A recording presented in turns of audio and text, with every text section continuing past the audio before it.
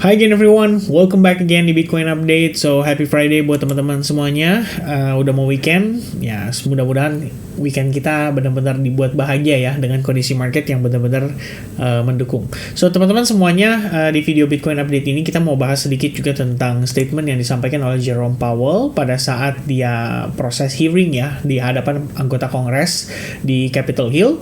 Dan before kita ngomongin lebih jauh soal marketnya, saya pengen discuss sedikit teman-teman, pengen kasih reminder sih lebih tepatnya bahwa besok itu masih ada non-farm payroll ya. Ini adalah data yang tentu saja ditunggu oleh para pelaku pasar, termasuk Jerome Powell sendiri juga. Dia juga menyatakan ya bahwa ya sebenarnya bisa dibilang labor market itu tetap menjadi salah satu acuan mereka di dalam menentukan kebijakan-kebijakan yang akan mereka ambil.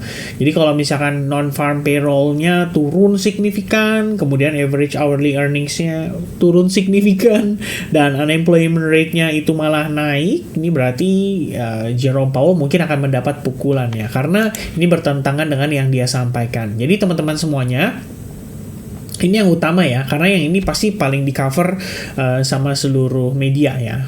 Bertanya soal Jerome Powell itu gimana planningnya untuk masalah suku bunga. Jadi dimulai dari tadi ya, anggota Senat ya di sini, namanya adalah Chair Sherrod Brown ya dari Ohio ya, open Thursday hearing with Fed Chair Jerome Powell by contending that the central bank's main tool ya, setting monetary policy by adjusting the Fed funds benchmark rate, doesn't do enough to bring down prices for everyday Americans. Jadi dia bilang intinya ya kalau kita cuma memainin suku bunganya itu sebenarnya nggak cukup, mungkin harus ada campur tangan dari kebijakan fiskalnya juga. Jadi itu mungkin dari pemerintah pusat ya, memberikan kebijakan-kebijakan baru kayak mungkin naikin pajak dan lain-lain ya. Itu bisa menjadi salah satu faktornya yang juga bisa mempengaruhi inflasi. Jadi nggak bisa dengan suku bunga aja. Nah terus dia menjelaskan bahwa mempertahankan suku bunga tetap dalam keadaan tinggi itu mencekik ekonomi ya, dan tidak ada yang mau hal tersebut. Jadi intinya ya mereka meminta lah ya, kalau Jerome Powell tuh kalau bisa tuh jangan terus-terusan kayak begini. Ya dia dijelaskan di sini ya, now is the time for the Fed to decide if it's going to make a good on its commitment to workers and to their families. Ya jadi dia kayak disuruh milih, ini lu mau kasih komitmen positif buat para pekerja dan keluarganya ya, by lowering interest rates and protecting our financial system from Wall Street executives who have used their wealth and power to influence economic policy and to avoid accountability for their risky bets. Jadi intinya adalah teman-teman sekalian, ya intinya si anggota Senat perbankan Sherrod Brown ini dia mengharapkan the Fed untuk memangkas suku bunga segera.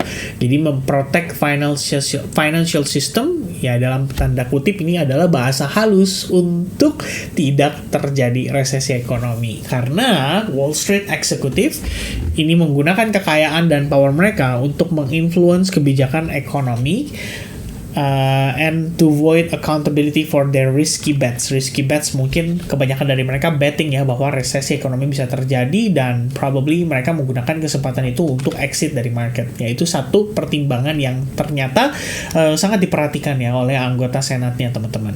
Lalu Jerome Powell menjelaskan ya, intinya akan ada rate cut lah tahun ini teman-teman ya, yang pasti kita akan memangkas suku bunga, tapi kapannya itu yang dia lagi-lagi coba untuk stalling. Stalling itu artinya untuk mengulur ya. Kita bisa lihat dari statementnya dia menjelaskan bahwa in both hearings ya, Powell note ya, ini dalam dua hearings ya, artinya 2 hari yang pertama dan kedua, Powell memberikan note bahwa central bank policy setting committee still isn't convinced ya that continued progress toward their 2% inflation objective is assured ya, artinya sudah beres ya, and that it won't make sense to cut interest rate until it's confident.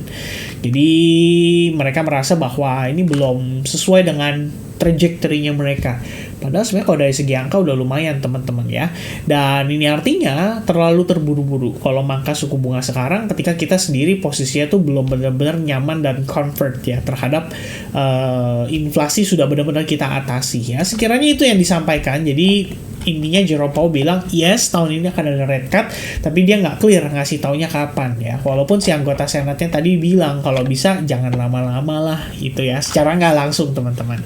So besok itu bakal ada data NFP ya, non-farm payroll ini ya. Ini adalah salah satu statement yang tadi ditekankan oleh Jerome Powell. Jadi di sini dia menjelaskan ya, we are well aware of that risk of course and very conscious ya of avoiding it, artinya menghindari resesi ekonomi. Fed official are currently seeing the US deliver strong economic growth and a robust labor ya, all while inflation continues to cooling down atau to cool down. Jadi intinya si Jerome Powell merasa bahwa ini labor market masih oke, ya kan. Powell said ya, dia bilang katanya situasi inflasi itu pelan-pelan mulai berhasil dikikis dengan melewati beberapa tahun terakhir tanpa harus mempengaruhi pengangguran secara signifikan. Makanya sebenarnya saya bilang nih kuncinya ada di sini nih ya, non-farm payroll kalau turun, average hourly earning-nya turun, udah gitu unemployment rate-nya ternyata naik nih, nge-spike jadi 3,9%. Berarti statement Jerome Powell salah dan technically mungkin di US sebenarnya sudah dalam keadaan resesi ekonomi, menyusul negara-negara lain yang udah duluan ya, seperti Jepang dan juga UK. Oke, so that's the idea ya yang coba disampaikan oleh Jerome Powell. Intinya dari statement itu, apa yang terjadi ya, market kecenderungan sebenarnya positif ya. Waktu proses itu berlangsung tuh kita bisa lihat nih dari jam 10 malam ya teman-teman, itu naik ya, tapi kemudian dia mengalami koreksi, tapi koreksinya wajar saya bilang. Dan kalau kita ngelihat secara bigger pictures ya, terutama daily, kalian bisa lihat bahwa momentum daripada Nasdaq itu masih kuat, dia masih bisa naik dan bahkan create new all time high. Begitupun dengan S&P 500 yang technically hari ini dia sudah create all time high. Jadi memang ya market movementnya masih positif ya. I think ya Bitcoin juga harusnya demikian gitu ya. Nah ini kalau kita melihat pada progress Bitcoin ya, what do I think teman-teman? Personally saya melihat ini kita masih inside bar ya. Exponential moving average 8 juga masih berfungsi sebagai supportnya dia. Kemudian volumenya juga cukup ya, bisa dibilang walaupun kemarin tekanan jualnya dengan volume yang sangat agresif ya, tapi kalian bisa lihat walaupun volumenya sebesar itu, close candle-nya tetap di atas daripada bullish engulfing yang bukan bullish engulfing ya, bullish Marubozu candles ya, saya pikir di sini yang terbentuk pada tanggal 4 Maret. Jadi memang faktanya adalah market itu masih respect terhadap level ini. Walaupun dengan tekanan jual yang begitu agresif, itu langsung buru-buru diserok sama para pemain besar dan tampaknya berhasil mengkonfirmasi Bitcoin untuk tetap bertahan di atas area SNR-nya, exponential moving average 8, dan juga tidak create lower low dari bull candle yang terbentuk pada tanggal 4 Maret. Jadi inside bar ini apa artinya teman-teman ya? Yang kemarin pada ikut live streaming harusnya tahu. By the way, kalau di video live streamingnya 1000 lagi, wah, berarti kita live streaming lagi guys anytime soon ya. Jadi support ya saya ya dengan cara klik likes button di dalam live streaming yang sebelumnya ya, karena sebelumnya ini sudah mencapai 2000 ya, dan total likes sekarang 970. So click the likes button and help me to support the YouTube channel teman-teman sekalian. Alright, and ya of course nanti di video Bitcoin ini juga support lah ya, 500 likes boleh lah ya. Jadi saya anggap ini akumulatif ya, kira-kira seperti itu. Nah teman-teman sekalian, so overallnya di daily ini inside bar, which is probably ini adalah momen dimana Bitcoin sedang cooling down aja, dia konsolidasi aja before next pushnya teman-teman. Karena kalau saya ngelihat dari perspektif time frame daily, saya tuh nggak ngelihat ada indikasi bahwa rejection tuh masih bisa berlangsung. Walaupun mungkin kalau kita ngelihat dari kacamata orang awam ya, yang biasanya trading menggunakan SND saja, ya mungkin mereka akan beranggapan ini adalah change of character ya kan, atau market structure shift, dan kemudian di manakah area supply-nya, harusnya di sini gitu loh. Artinya dekat-dekat level ini ya mungkin mereka akan mencoba untuk memanfaatkan kesempatan ini sebagai opportunity untuk sell short mereka. Dan apakah ini bisa dikatakan valid atau tidak ya, kita teman-teman lihat aja ya BTC liquidation ya, heatmap. Kita buka dari yang CoinEng ya. Ini untuk membuktikan saja teman-teman, apakah ada sell short yang fresh masuk di market. Nah, dan saya rasa ada ya. Kalau kita lihat lagi nih sekarang nih posisinya ya, saya geser ke samping ya, ini yang terbaru ya teman-teman, sekitar jam 3:30 per saya create video ini. Kalian bisa lihat seberapa gemuk order yang ada di atas ya. Total liquidation leverage 319 juta dolar guys. Di atasnya lagi 327 juta dolar dan 341 juta dolar. Ya, di atasnya lagi 206, 300, 200 dan seterusnya.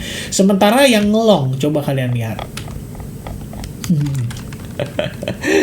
Jadi saya berpikiran bahwa ternyata retail itu lebih prefer untuk countering the trend ya, instead of following the trend. Karena kita lihat long positionnya itu malah nggak segendut yang sell shortnya, dan sell shortnya ini yang menurut saya akan menjadi target daripada penguatan Bitcoin secara jangka pendek. Ya, karena saya rasa ini orang-orang udah pada FOMO untuk melakukan sell short. Ya, where's their liquidation? Ya, probably here, atau mungkin a little bit di atasnya. Ya, ini sih setidaknya yang terlihat dari si CoinEng ini ya. Dia punya grafik menunjukkan bahwa liquidation level itu gendutnya ada pada level 68.250 dolar ya, 68.250, yang artinya ya tinggal sedikit lagi ya. Dan kalau itu kena trigger, mungkin kita malah ngelihat Bitcoin akan reversal dan kembali meneruskan rally-nya. Karena buat saya teman-teman, secara keseluruhan ini yang saya anggap Bitcoin masih valid.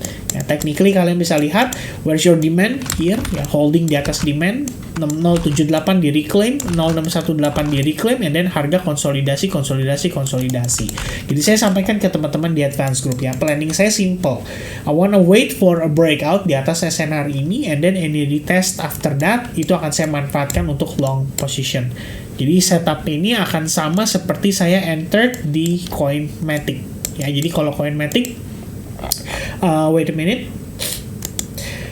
Ini sedikit sharing ya teman-teman ya.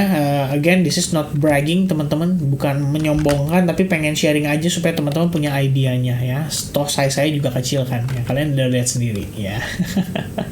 Nah, ini SNR ya, begitu break and retest ya. Previously saya bilang sama teman-teman, ini ascending triangle, kalau mau dimanfaatkan bisa ya, break and retest. Jadi idea saya entry lebih kurang seperti ini. Begitu dia breakout, ada retest membentuk doji candlestick ya. Habis itu next candle open, ya udah saya decide untuk long. So this is the idea. Kalau kalian notice ya, ini pas banget di level tersebut guys ya. So itu sedikit ya, biar ada gambaran bahwa Bitcoin pun ya, kalau teman-teman mau manfaatkan, sebetulnya setup seperti itu bisa digunakan. But you need a confirmation candle, dimana close candle-nya itu benar-benar dalam keadaan bullish dan impulsif. Habis itu retestnya kalau bisa yang kayak tadi ya, entah dia membentuk doji atau dia membentuk yang namanya hammer gitu kan. Nah, itu kan beda-beda ya. Nanti kita tinggal lihat aja perkembangannya seperti apa. Ya, sejauh ini sih Bitcoin konsolidasi ya, dari hari Rabu sampai dengan hari ini total sudah 1 hari 14 jam. Kita cuma di sini-sini aja, nggak kemana-mana. Nah, good newsnya adalah Bitcoin dominance-nya lagi jalan-jalan nih. Jadi kita ngelihat ya, Bitcoin dominance itu sudah breaking down dari trend line, and then kalian bisa lihat juga di sini ada rejection terhadap trend line-nya. Ya, mudah-mudahan kalau ini terjadi berarti mini alt season ya berlangsung, dan teman-teman bisa manfaatkan itu untuk dapat profit lebih maksimal pada altcoins yang kalian coba untuk tradingkan. Selebihnya nanti apakah Bitcoin dominance rebound lagi atau tidak ya, ini tergantung teman-teman ya, pinter-pinter dalam manage posisinya. Jadi kalian exitnya juga harus proper, exitnya juga harus jangan terlalu greedy, tapi juga jangan terlalu terburu-buru, sehingga kalian bisa maximize gain yang kalian dapatkan. Oke, so that's gonna be the update dari saya teman-teman sekalian. Sekali lagi saya menekankan bahwa posisi Bitcoin inside bar kelihatan masih dalam kondisi momentum yang cukup bullish, bahkan kalian bisa lihat dari struktur dan pergerakan pada time frame hourly-nya. Ya, menurut saya sih di sini masih kelihatan cukup bullish. As long dia nggak break dari low level ini, saya pikir kita masih fine dan bahkan masih bisa lanjut lagi. Alright, so I think that's gonna be the update. Thank you very much for watching this video. Thank you very much for clicking this video. God bless to all of you. Happy Friday, and see you guys again soon in the next update. Cheers. Bye bye guys.